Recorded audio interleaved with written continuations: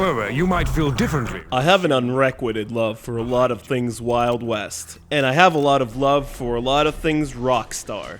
So when the two mixed together and provided me with a third-person shooter reminiscent of old 1960s Western films, I was filled with glee.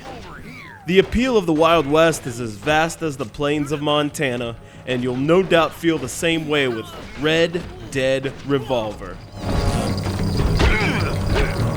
A story of true courage that embodies the spirit of the frontier, Red Dead Revolver was originally developed by Capcom but dropped in 2002, 2 years before developers Rockstar San Diego and publisher Rockstar Games released this widely anticipated title.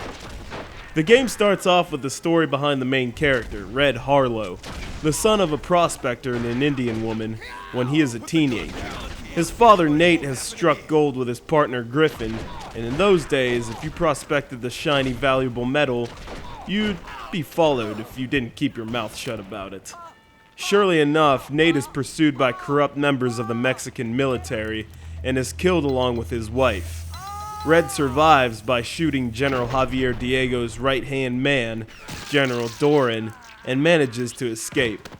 Years pass and he is a hardened bounty hunter, eager to claim revenge against those who murdered his family.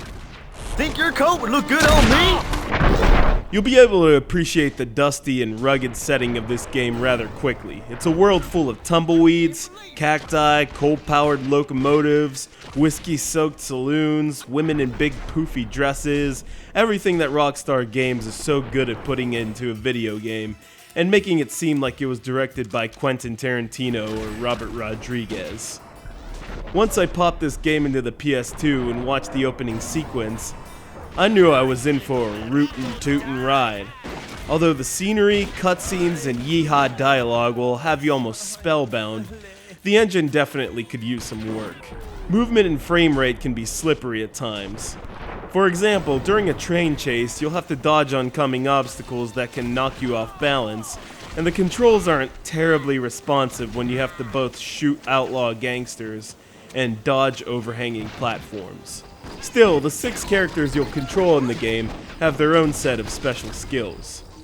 Deadeye, a spin-off of Bullet Time from a previous Rockstar creation, Max Payne, allows you to target your foes in multiple spots. When you try it with British gunslinger Jack Swift, he'll automatically target every bad guy in sight and shoot them all in a split second. A fabulous attribute to this game's action-packed arsenal is the Duel, where you'll settle your scores in a gentlemanly fashion. Powered by the right stick and R1, you'll target your enemy's weak spots and hit them before he's got a chance to do the same. Many enemies are slow and not so bright, but there's no doubt you'll come across gunslingers that have the reflexes of a mountain cat.